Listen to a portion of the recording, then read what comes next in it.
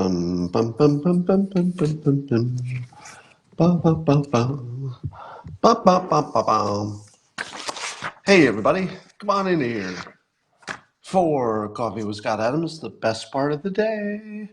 It's the part that makes all the rest of your day great. Doesn't take much to participate. I know many of you are ready. You've developed a habit that is so sublime, so wonderful. It's one of those times you can connect with 2,000 people at the same time. And all you need is a cup or a mug or a glass, a stein, a chalice, a tankard, a thermos, a flask, a canteen, a vessel of any kind. Fill it with your favorite liquid. I like coffee. And join me now for the unparalleled pleasure, the simultaneous sip. Watch your dopamine spike. Go!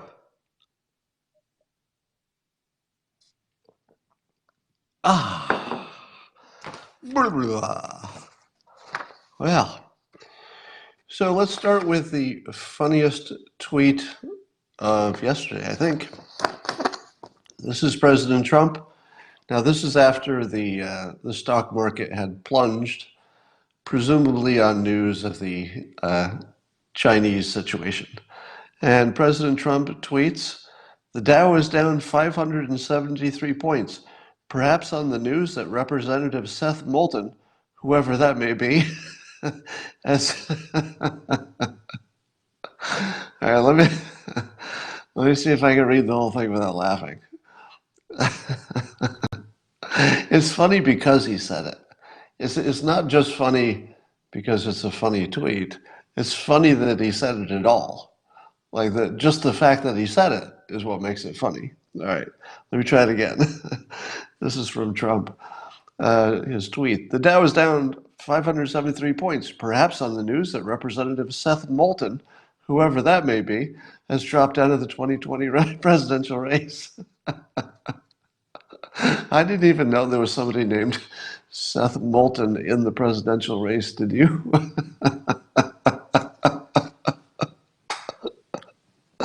Yeah. See, the funny thing is, the whole world is melting down over this China stuff.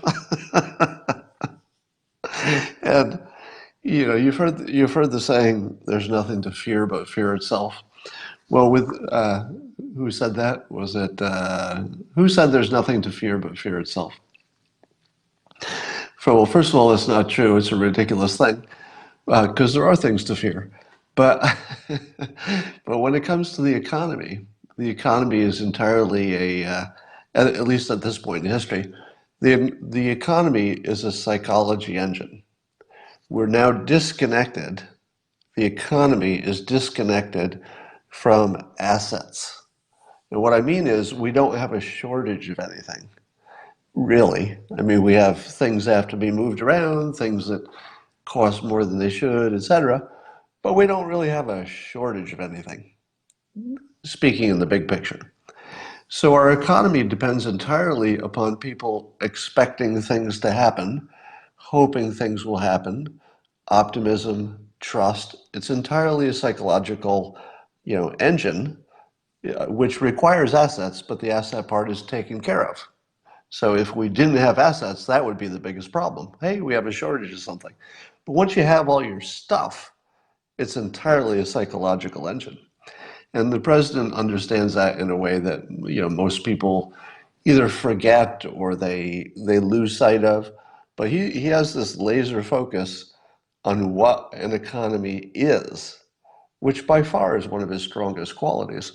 And it's also an invisible quality, because if you don't study economics, if you're not kind of keyed into what an economy actually is, meaning a psychology machine, you would see the things that he does as counterproductive. You'd say, that doesn't make sense, seems counterproductive. But look what he did. He took this big scary thing, the Dow dropping 573 points, and of course, most of us know that it's on China fears, the dust up with China. But he just totally makes a joke out of it. And he's the president of the United States. So what does that do to you psychologically? Well, psychologically, what it does to you is it says, You started out saying, uh-oh, I think it's the end of the world. This China thing will lead to nuclear war and depressions and all that. And then the president follows it up with a joke. And you say, oh, well, if he's not taking it that seriously, maybe I shouldn't. Now, he's obviously taking seriously the pressure he's putting on China. That's completely serious. But in terms of how that might affect the overall economy, he's joking about it. And so if he's joking about it, you say to yourself, okay, maybe I'm, overthinking this. Maybe the China thing is something we're all going to work out, which we will. So here's the most interesting thing. There are two really big stories about the 2020 election that I don't know will be covered by the rest of the news industry as important. But I think they're the two most important things. Now, of course, things are changing all the time, so something that's not important can be important tomorrow. But at the moment, most important things are, and I'll bet you haven't heard anybody say this. President Trump just created a common enemy. What does the United States, what do the citizens of this country, and I guess every country, but what do the citizens of the United States like better than just about anything in the world? When I say like, I'm meaning that in, sort of a non-literal sense. We are drawn to, we find ourselves irresistibly compelled by, we are organized by, we are led by, we are motivated by our enemies, our problems. Our problems are our motivating factor. And because we did not have a common problem, we had a divided country. So the natural result of solving all of your big problems in a country, and that's very close to what the president did. Now you could argue that, climate change is a big problem, but in terms of today, what's happening today, 2019, 2020, most of our big problems kind of were under control. Nothing was hurtling out of control.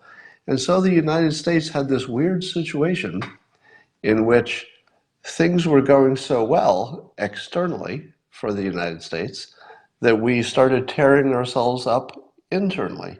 Why? Because there's nothing we like more than an enemy. And so when we didn't have a big external enemy, and let's face it, Russia never rose to the level of feeling like an enemy. We had lots of complaints with Putin and the election and Ukraine and stuff like that. But did China ever feel like, I don't know, a big old enemy? I get all the things they did. I'm not minimizing it. But if you put it all together, I just don't know how big of a deal it was, at least to our psychology.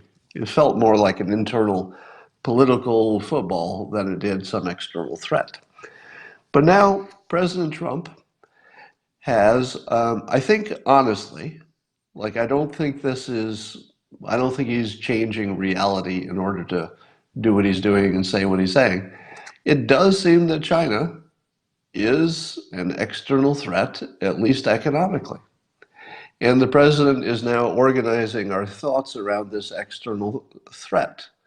Now, this is probably one of the most productive external threats you could ever have, because it's unlikely to become military, because neither China nor the USA, under any condition, would ever want to fire at each other. I feel confident saying there's almost nothing you could imagine that would make China pull the trigger or the United States pull the trigger. It's so unlikely because we don't want it in a way that nobody's ever not wanted anything before. It's like the most not wanted thing of all time is war with China, and I'm sure they would say the same. But economically, the president's doing a pretty good job of painting them as a villain, and if that villain starts depressing our economy, as you're seeing little ripples in the stock market that don't mean too much actually, he may actually be able to consolidate support around an external threat, and people might start seeing the internal threat, the other. Hey, you Democrat, hey, you Republican, let's get together and fight it out with our proxies. So you might see some psychological effect of the president consolidating support around reorienting our economy, because that's what it will take. It would be a pretty big reorientation of the US economy to divest ourselves, even slowly, from China. Now, I've suggested that stuff should come to this hemisphere, whether it's in the United States or helping us indirectly by being in Central America. But that is a good national challenge to be free of China's influence. It's pretty good. So yesterday, I haven't checked this morning. Yesterday, the stock market was down less than 3%. Let's see what it looks like this morning. It looks like Apple's taken another, oh, I'm sorry, it didn't change. It's Saturday. So we're down 2-3% for most companies for the week. And now we've got a few days to think about it. So we don't know what it's going to open at. Now, one of the questions, now, of course, you all caught the news that Trump came out strongly against China. He ordered is the key word here, U.S. industries to come back home, to move their production here. Now, order is a sort of a ambiguous word in this context. Brett Hume asked on Twitter, what authority would the president have to order such a thing? Can the president order companies to close up shop in China and move out of there? So it's a good question. My answer to it, I gave what I call the practical answer, not the lawyer answer. My answer is yes, because of fentanyl. Fentanyl is an attack on the homeland, and China is doing it apparently intentionally because they have the ability to stop it. They've had a year to do it. They've done nothing. So, as commander-in-chief, can President Trump make a unilateral decision and just say, as commander-in-chief, China is sending fentanyl in, we're going to stop their packages and we're going to move our companies out of there because that country is essentially attacking us militarily in the WMD way, because the fentanyl is killing tens of thousands of people a year. The president said 100,000. It's a big number, whatever it is. So I say that whether or not the president technically, in a lawyer way, has the power to order what he did in terms of countries leaving China, or companies leaving China, I'm not sure I care. Because here's the thing. When it comes to the job of commander-in-chief, the Constitution was written, and all of history supports that the reason that the commander-in-chief is given some unusual powers is because you don't want to mess around when it comes to war. When it comes to war, you don't want to run a war by committee. You need to put somebody in place that you trust to take care of business. You trust them to tell you what they're doing, to give you plenty of warning, lots of transparency, which the president is providing. He's given China plenty of time to respond in a more civilized way. It just hasn't happened. And now he's taken action. Now, what if the president is overreaching? Well, I suppose Congress and the Supreme Court and the country could get together and say, hey, Mr. President, whoever the president is, in any case, you've gone too far, pull it back a little bit. Because remember, there are no bombs being dropped. Everything that's happening can be pulled back without too much problem. Should the country, should the Congress, should the Supreme Court, or some combination of them decide that the president must pull back. But when it comes to the initial decision, it's a military decision, in my opinion. So this is just Scott giving you his opinion.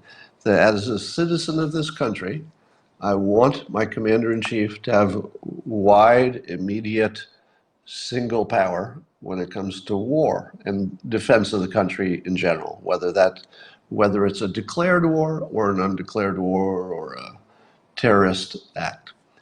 Now, for me, that would be enough because the fentanyl situation makes this a military situation, meaning a defense situation.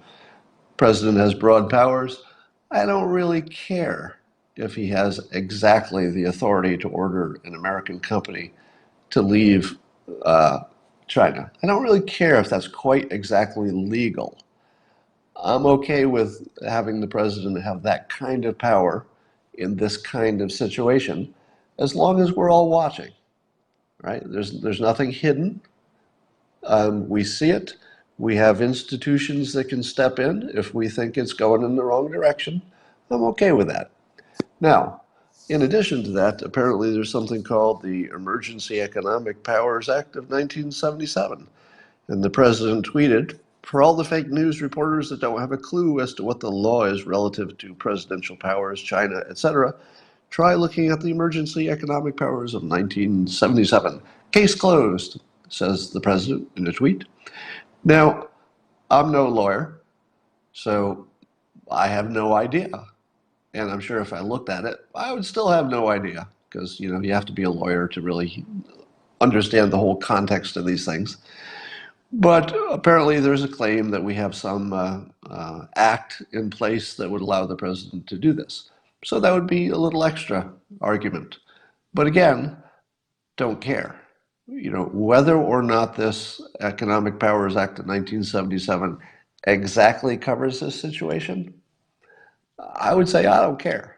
And I would say a lot of citizens don't care. And if they do, maybe they should rethink it.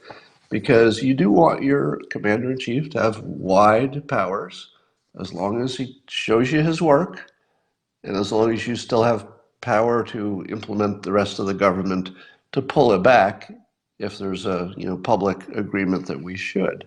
In this case, I say the president should act. And if we don't like it, well, we can wrestle with it. But I'm okay with the president acting first and see what that gets us. I'm trying to figure out what the president's critics will say when even Bernie Sanders agrees that China needs a lot of pushback.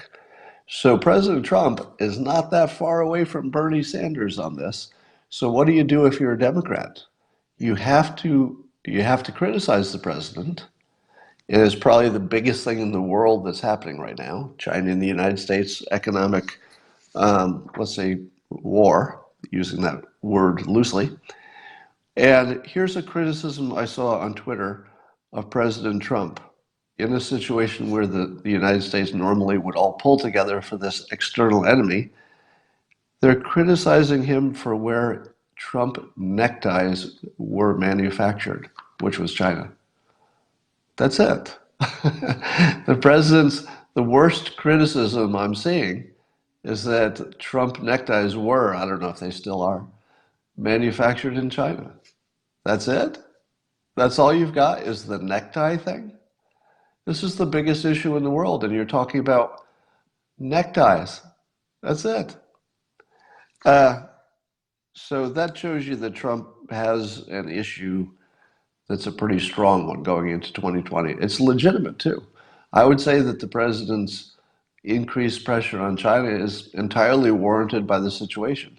Now, it has a political ramification, which coincidentally could be good for the president, or it could be bad, depending how things go. But it looks like it's both political and necessary. Um, Here's what I would tell you about this. If you're trying to figure out how much risk is it economically, how much economic risk is there for the president going after China as hard as he is? And they're the half opinion people, the people who are literally half-wits. If you're a half-wit, you'll look at half of a situation, either only the costs or only the benefits. And a lot of half-wits are looking at the president's actions and saying, hey, there's some bad economic things happening because you're pressing on China. Well, that's half the story. The other half that the halfwits just don't talk about, they don't even have an opinion.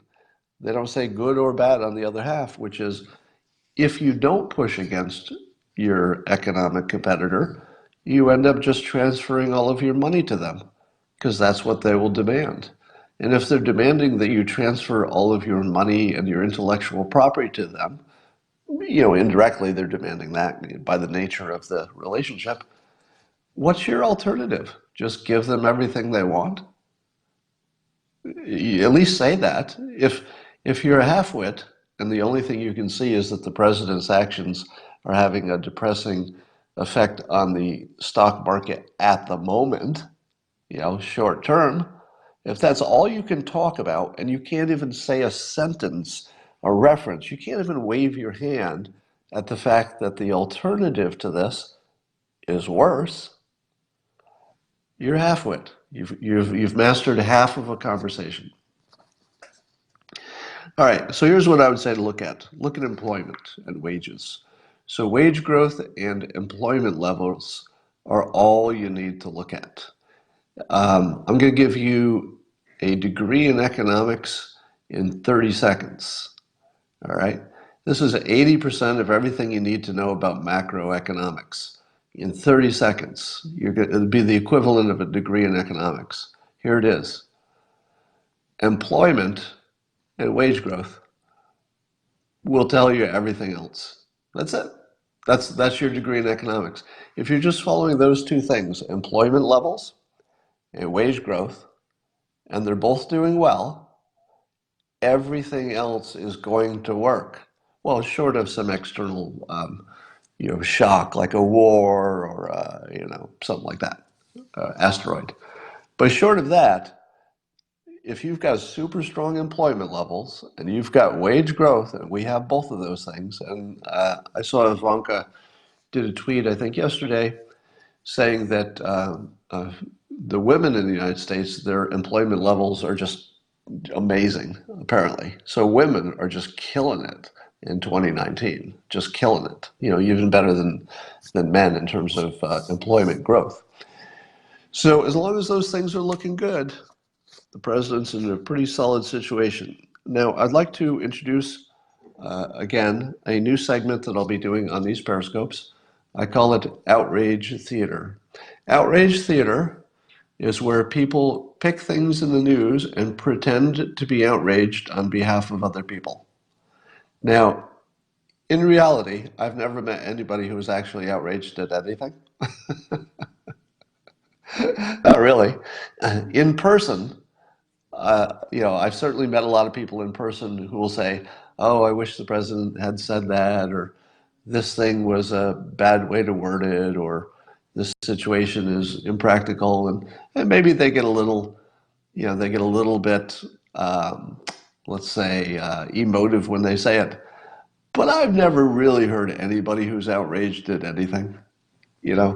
I mean, yeah, you could be outraged at fentanyl deaths, but you're not outraged at anybody in this country over it. So I'll pick one piece of outrage theater, which somebody in the news is actually engaging in, and I will reproduce it for this Periscope. Today, it's economist Olmsby, is that his name? Who was talking about the president asking whether Jerome Powell, the head of the Fed, was a bigger enemy to the country than China. To which the Democrats say,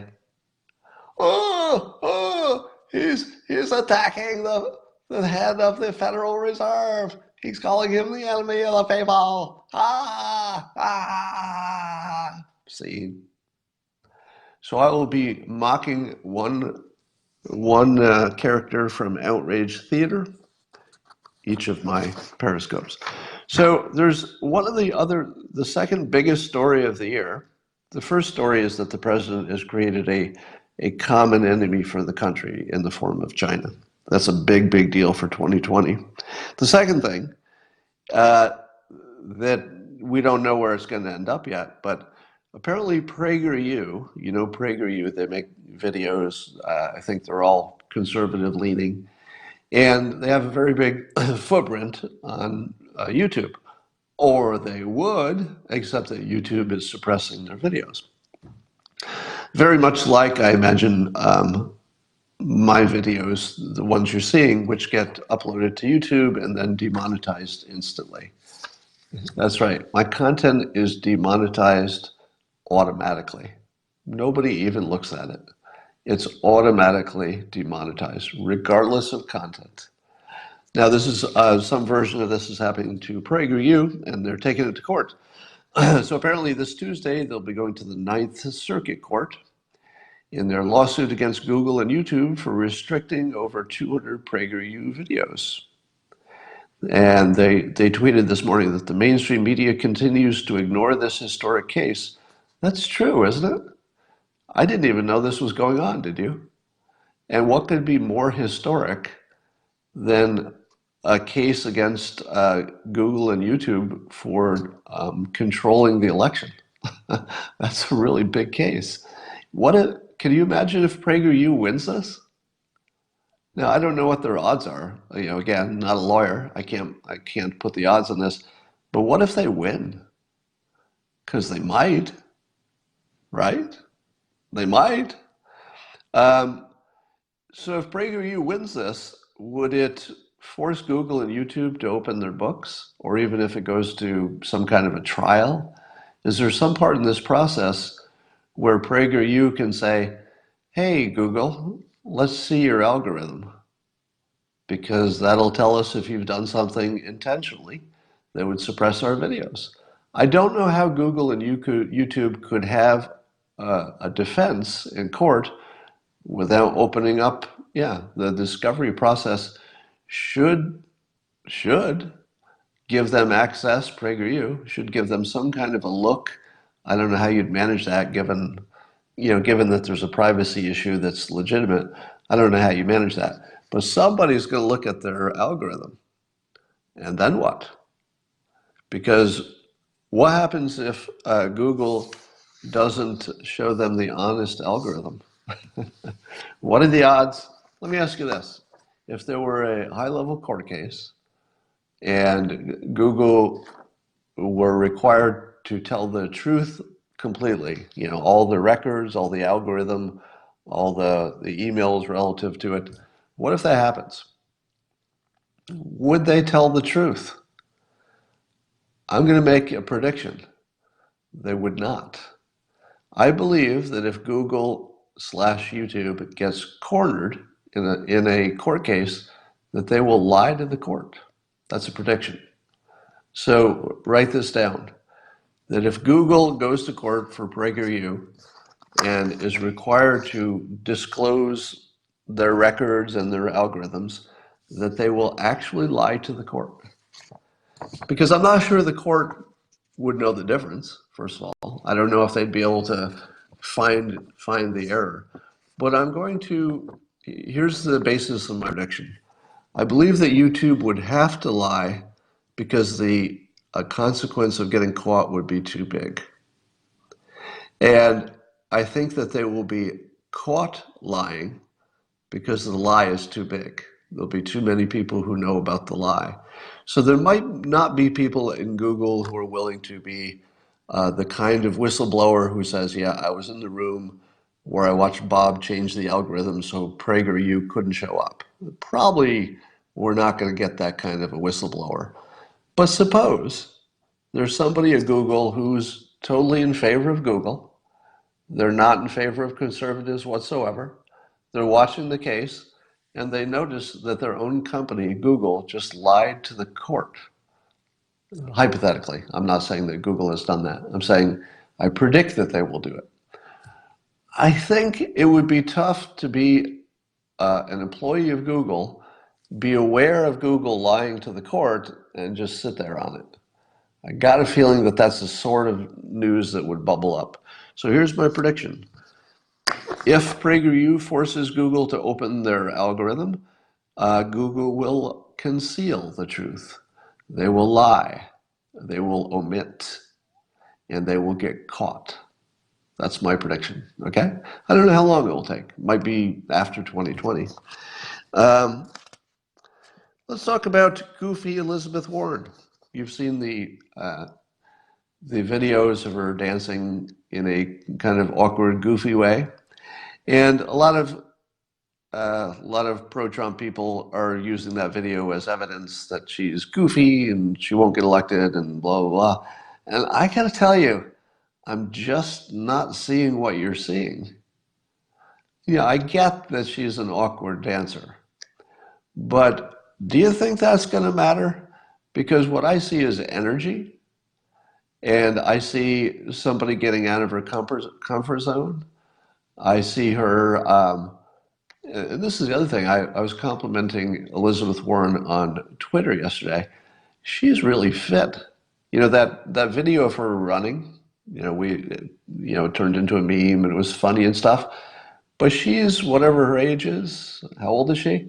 And she ran across the field like it was nothing. And when you see her on stage, it looks like I don't know if she lost weight or she's got a fitness thing going on, but she looks like she's really in good shape. And I gotta say, politics aside, I always like to call out somebody who's got the fitness thing handled because it's a big deal, and it's certainly part of her ability to be president is her physical fitness, and she did it well. Joe Biden, same thing. Joe Biden is in great shape physically. Mentally is another question, but I like to call that out as a positive thing. But here's my question to you: do you think that women think Elizabeth Warren looks as goofy as men do? I think some of the men who were mocking her might have male goggles on, sort of saying, well, I wouldn't do that. If I did that, that would look weird. But have you ever been in an automobile with females and somebody turned on the music? What happens if you're in a car with any kind of adult woman and a good song comes on that she really likes? She gets as goofy as Elizabeth Warren and doesn't bother you too much, right? there's there's something about getting goofy to music that is just so American. I don't know. If you're looking for that to be her problem, you're going to have to look a little deeper because that's not going to turn away any votes. But it might make people watch her. It might say she's got energy. It might make people say, "Hey, that's exactly what I do in the car when I'm listening to music. It's what I do in the shower." I don't think that's going to cost her a bit. Um, Likewise, I believe that the Pocahontas thing is exhausted, meaning that if the only criticism that Trump can come up with about Warren is that the Pocahontas thing, I'm sorry, it's too old. It just aged out. We just got too used to it, and it didn't make any difference to anything. She's still, in my view, at the moment, she would be the favorite to get the nomination. And all this Pocahontas stuff has been following her the whole time. It made no difference. No difference.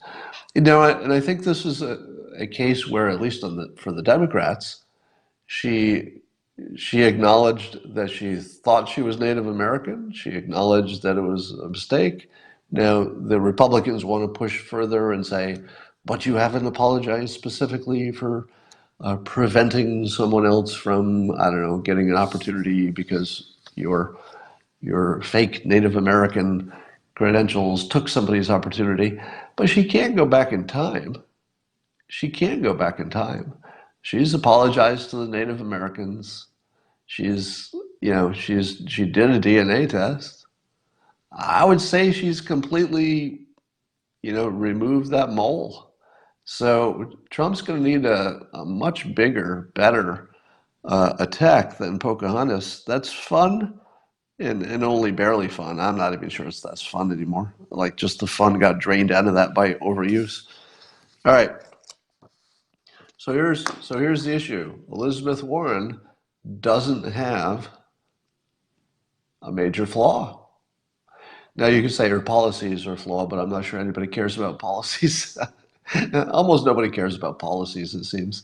Uh, so I suppose there'll be conversation about her socialist policies and the budget and all that, but she doesn't have a major problem. Biden has his mental situation. Bernie is also old, and he's Bernie. He probably has a cap on what his support will ever be. But if Warren decides to pivot toward the middle, I don't know. Somebody says you're propping her up. It is not my job to tear her down. All right. If you're here for a purely partisan opinion, I'm not really interested. All right. I'd rather say here are good points, here are bad points. And if you prefer to be a halfwit, looking at only the bad points of people, I'm sure there's a Periscope for you. But this wouldn't be it. So let's admit that she's got some strong game. And I'll also say about Warren that, a year ago ish, when I was looking at her campaign game, her public speaking game, her just public persona game, I said, no, she doesn't have it. She didn't seem to have the let's say the charisma and the public projection that I thought had the gravitas to be president. But now she does. So here's the bad news for those of you who don't like Elizabeth Warren. She's a learning machine.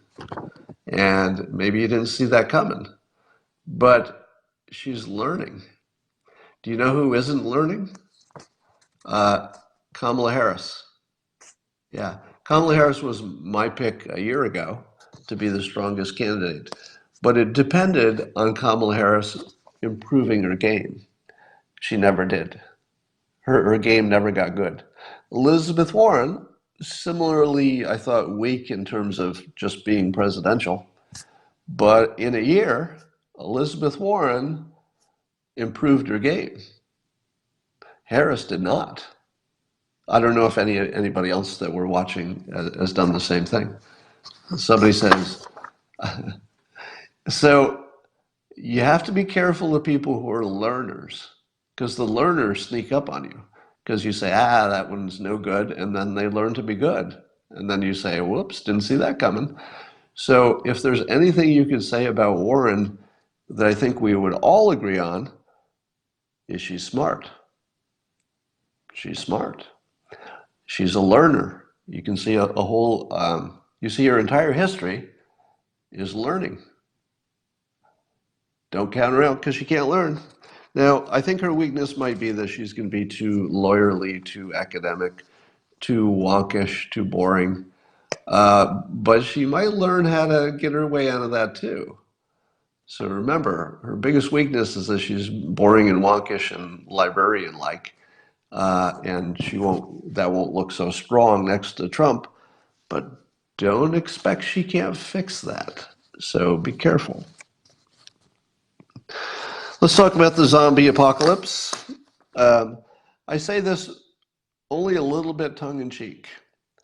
But if you look at the drug problem plus the mental health problem, which are largely overlapping quite a bit, both the drug problem and the mental health problem have created a zombie class.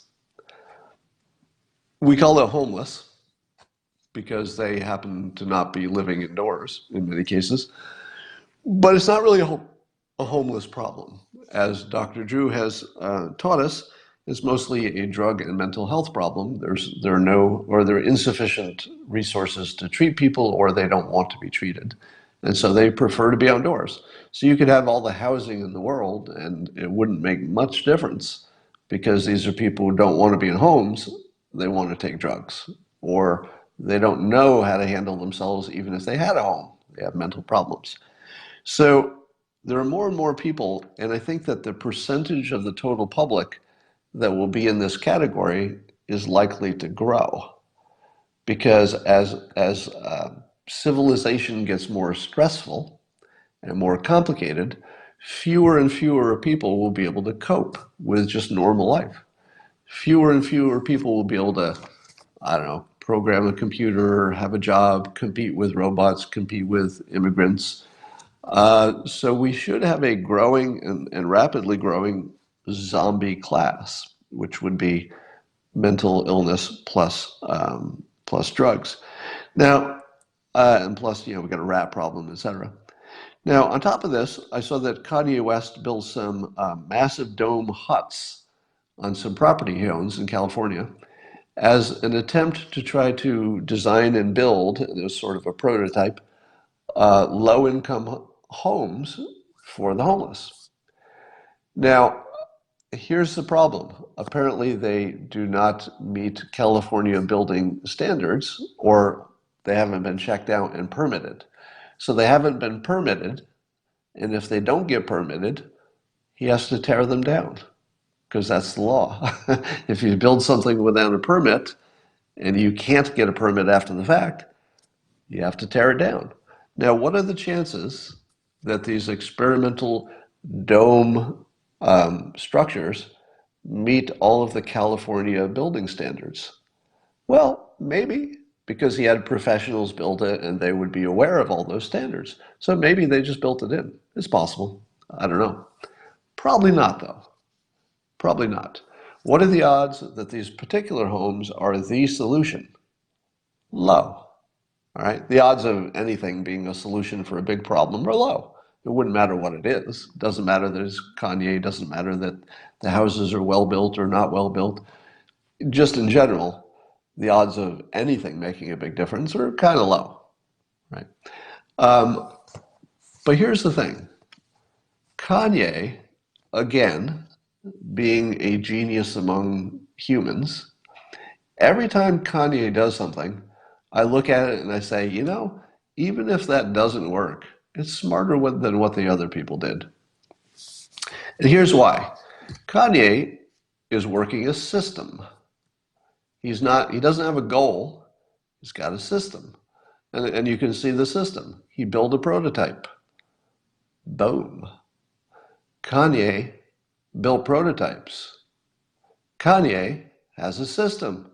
Do you think that Kanye believes that the first thing he builds is going to be it? That's going to be the end of the thing, and then he's all done and he solved homelessness? I'll bet not. I haven't talked to him about it. But I'll bet that Kanye thinks in terms of a system. The system in this case is rich guy, has some land, tries a prototype, looks at them, sees how they work, sees what happens with the permitting system. Maybe if it gets permitted, he can put some people in there, see what they like, see what they don't like, build a second set. All right. If you see Kanye learn something from the first set of homes and then say, all right, good, we learned something. That's exactly what we hope to get out of this. Now we're going to build a second set. Then you've got somebody who's the most important person in the country in terms of a solution. Very important. Now, I'm assuming that that's what Kanye has in mind, is to try things until he gets something that works. Because I imagine that's what he did with his clothing line. Do you imagine that when Kanye was designing his sneakers or any of his clothing line, that he made one design on a napkin and walked out of the room? I doubt it. I doubt it. He probably had a system. Probably had a system of bringing people in, focus groups. He probably, iterated lots of different designs, I imagine. So it looks like he's taking the same systems thinking game into this homeless arena. Now, as I said, I don't know that the problem with at least the homelessness in LA and Portland, etc. I don't know that homelessness really requires a home. But what we do know is that there are plenty of people who are on the edge, who don't have mental illness and don't have a drug problem, who can't afford a home. And so he's certainly filling in he's going after a very, very, very important area, even if it doesn't solve the homeless problem in LA, for example. So, 3 cheers for Kanye. Whether his domed huts get ripped down by the mean old California government or not, he built something. Kanye built something. He did something. What did you do? Right? What did you do today? How did you help the homeless today? Probably nothing. So yesterday I was talking to Bill Polti and a gentleman that had just met Bill, who's an expert on low-income housing and government programs that actually support low-income building, which I didn't even know existed. So we're watching now Bill Polti partly through his blight authority stuff and partly through his efforts as internet philanthropy in general, has now created energy. Remember, I always talk about energy being more important than the details. So Bill Polti has now created all this energy that is drawing resources to him. Sort of the flame strategy where the moths are attracted to the flame.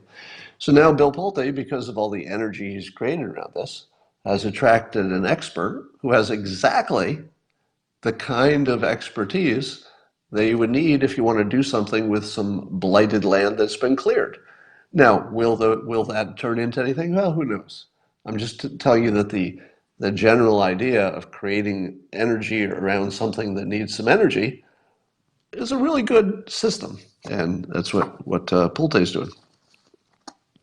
All right, I guess Joe Biden had his daily gaffe was that he posed the hypothetical question during the speech, what if Obama had been assassinated? And everybody just said, Biden, maybe you should speak less. Are you seeing anybody on the Democrat side who really is excited about Biden? All the reporting says that nobody is excited about him and that they're just waiting for something to happen. Now, the other interesting story is that apparently Ruth Bader Ginsburg has been treated successfully for her third cancer. Details don't matter so much. She's 86. But so she's wobbly, but apparently out of immediate danger. Now, how effective is she at 86? Like, really? I get that the Supreme Court is a lifetime appointment, but don't you think we should have, don't you think we should also have an age limit? I get lifetime appointment, but I feel as though there still needs to be a maximum age, maybe 80. Can I just toss that out? I don't know what it would take. Is that a constitutional change? But maybe 80 is old enough, right? Now I realize that their clerks do a lot of work, and that it's not like the 80-year-old is pounding out a lot of work. But I don't know, 86 doesn't feel like a functioning Supreme Court justice to me, and I wouldn't care if she were a conservative or liberal. I'm just saying that 86 is too old. I'm sorry. And there's something very sad going on, which is imagine the pressure that Ruth Bader Ginsburg is on to not retire. Now, I don't know what's in her head. It could be that Ruth Bader Ginsburg doesn't want to retire for her own reasons. She may say, no, I plan to die in this job and I'm doing good things for the world, etc. But it feels to me like maybe she might be influenced by other people to try to stay in there until Trump is out of office. So if she stays in there another 6 years, she'll be 92. Do you want a 92-year-old, let's say Trump gets reelected, do you want a 92-year-old on the Supreme Court? Man, I don't. Not even a little bit. So I feel sorry for Ruth Bader Ginsburg because I think she's, she should be concentrating on her family and herself and her health and, just sort of enjoying her final years. I just don't think it's fair to torture her this way. It's just a lot of responsibility put on somebody who's been a good public servant all her life. I have the same problem with Biden. At some point, younger people have a responsibility to act kindly to people who have reached a certain age. And I think that applies to Biden and Ginsburg. All right. That's what I got to say about all this stuff. And I don't have much else to say. I saw something really interesting. Here's like a bonus topic. Uh, this is an update to something I hark back to now and then. Uh, Back in the early 90s or mid 90s, I guess, probably closer to the mid or late 90s, I guess, I wrote a book called The Dilbert Future, and I made a prediction. And the prediction got me in so much trouble. It was the first time I had the anger of the mob against me. There were articles written calling me a moron for years, just years of being just shat upon for this prediction. And the prediction was that the theory of evolution would be rethought in scientific terms in my lifetime. That we would have a different opinion of evolution sometime before I died. Now, of course, all the people who were afraid that you don't want people to think it's a religious explanation and that God did it. So all the scientific people were guarding against the barbarians at the gate, threw me under the bus with the creationists, labeled me a creationist. I'm not even a believer, much less a creationist. You'd have to at least be a believer before you could also be a creationist, but I'm not either of those things. But articles were written all over the place about how I'm a secret creationist and intelligent design believer, and none of that's true.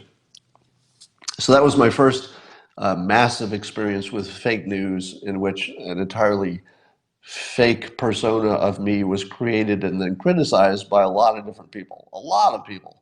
It was a big, big deal for years in my life. And now there are, I'm counting, at least 3 different theories that challenge evolution as we know it.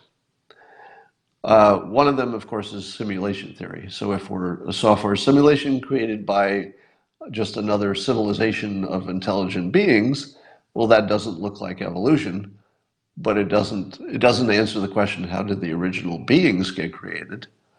But it pushes back, our story from us being things which evolved into software that got created. So that's one theory. Now, I'm not saying that's true. It's a trillion to one likely, but I'm not saying it's true. Here's another one. So Eric Weinstein was talking about this yesterday on Twitter. So you don't need to know the details, but there's somebody who's a genuine genius, a math kind of person who looked at evolution and said, the statistics don't work, the math doesn't work. There's no way that random activity could have gotten you what you got. Now you're saying to yourself, okay, that sounds like the same story that the intelligent design people have been saying forever. But apparently he's adding something to it that smart people recognize as being at least worth a listen. Now, he's not a religious guy. So he's not saying you should discount evolution because it was probably God or intelligent design. He's not saying anything like that. He's just looking at the math. He's saying, I'm sorry, I'm sort of a math expert. I'm looking at the math. I'm looking at the statistics. There's no explanation for how this could have happened. The details you don't need to know. So someone as smart as Eric Weinstein looked at that argument and said, I'm paraphrasing Eric's opinion, so I might get it a little bit wrong, but essentially he said, it's worth a look. So that's another theory that's out there that people are looking at and saying, maybe evolution wasn't exactly what we thought it was. But then I heard a new one today or yesterday that I'd never heard. And it's hilariously simple as an alternative to evolution. And by the way, as far as I know, the next thing I'm going to say has been totally debunked, but I haven't read it. So I'm just going to throw it out there for fun, all right? Just for fun. I'm not saying this is true or credible.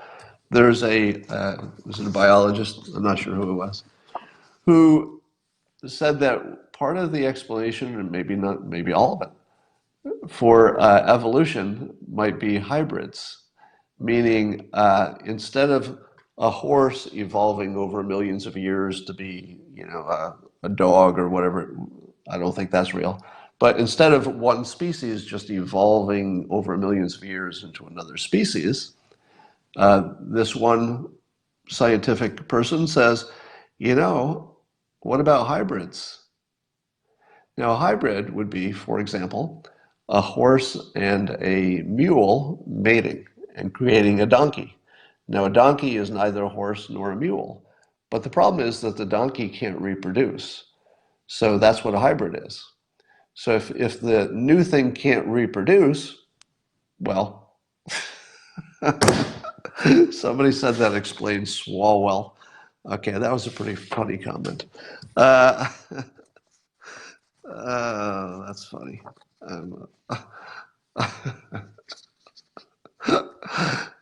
So anyway, this idea that the hybrids, so this scientific-minded person was saying uh, that we are wrong. The hybrids can't reproduce. So one of the most basic things you thought about hybrids is, well, if the horse and the mule have a baby and it's a donkey, the donkey can't mate with another donkey and create another donkey. So that's the end of the line. So that can't be an explanation for anything. But it turns out that most hybrids can reproduce. Did you know that? I didn't know that. It's the first time I ever heard it. So most hybrids, not donkeys, apparently donkeys can never reproduce. But other animals and creatures mating across species apparently can produce a hybrid between the two of them that can actually mate with other hybrids or other things, I suppose. So the idea is that natural selection per se was not the only or not the main driver of evolution, but rather it was different species having babies that could then also reproduce. It's kind of the shortcut to a new species, right? Um, so, do donkeys still try? I love that question. So donkeys are infertile, but somebody says, but do donkeys still try? I mean, does the donkey get a go at it, or can somebody let the poor donkey at least give it a whirl? It seems cruel to the donkey that you don't let it at least try. Hey, your odds are not very good, but give it a try. Yeah, somebody's talking about the liger, the tiger and the lion combination. So I can't assign any level of credibility to the idea that hybrids have anything to do with evolution. I simply note that in the years since I said that actual scientists would start questioning and overturn our understanding of evolution, that first of all, there was one major change to evolution already. You may not be aware of it.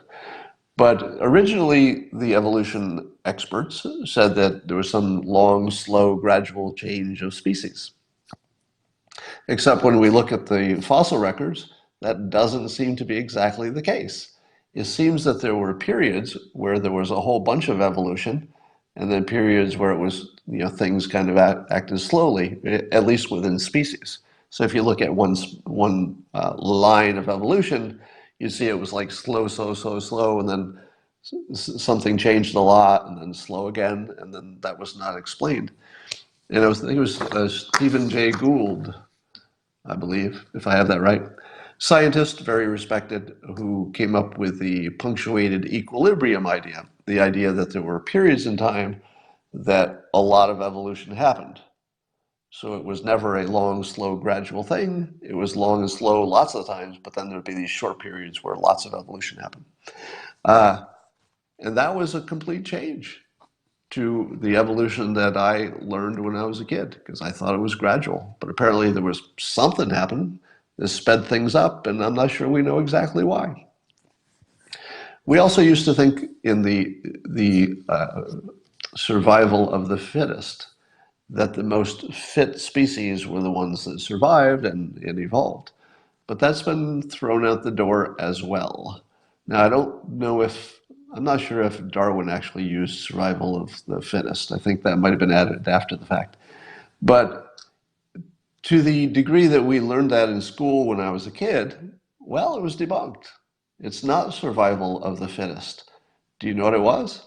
So the current view of evolution is it's survival of the things that survived for whatever reason. So lots of times there's survival just because by luck you're on an island and you don't have any predators. So you weren't the fittest on the island, you were just the only one on the island. So fitness, you could actually be totally unfit for the island, but there's nobody there to eat you and you got enough food, and so you're fit enough. So it went from survival of the fittest to, well, some things survive for a variety of reasons, which is very different from how I learned it. So I'm going to say that my prediction from the 90s, the most dangerous thing I ever did for my career, starting to look a little better. That's all I'm saying. All right. According to the New York Times, evolution was built on U.S. slavery. You know, I know you're joking when you say that because the New York Times has this framework which I call Hoax 5, where everything is being thrown into the racism narrative. But I believe that views on, who is superior and all that actually did have an impact on at least slavery in terms of the rationalization of it. All right.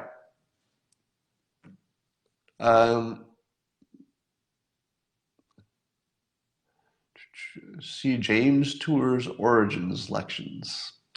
Well, if they're intelligent design, I'm not sure I want to see those, but Epstein was into genetic manipulation, was he?